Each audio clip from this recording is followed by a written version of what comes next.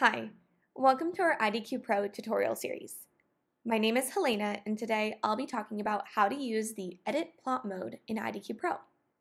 This feature allows the user to activate the interactive mode and rearrange the home page for a more personalized visualization experience. It also allows the user to modify and delete annotations. To start, you'll want to open a file, then go to Edit, and then click Edit Plot Mode. You can also activate Edit Plot Mode by clicking on this icon here.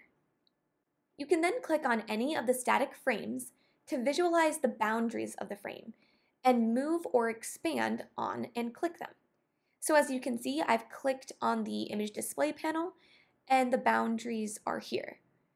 I can then make it smaller if I wanted to, or even bigger if I decided I wanted to make the spectral analysis panel less important, so make it really small.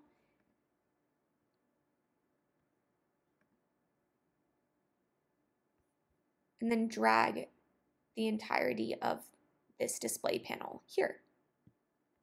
You can exit the mode by clicking on Edit Plot icon here, and it will return to the functional view. Also, you can just exit it by re-clicking on Edit Plot mode. The changes in the layout cannot be returned back by clicking the Reset button. Instead, you can go back into Edit Plot mode and return it back to the original layout by repositioning the frames. You can also click Command Z in order to revert back the changes that you made originally. I'm clicking Command Z now, or Control Z if you're using Windows. And there you have it. You're back to the original frame. You always want to exit out in order to get back to the functional view.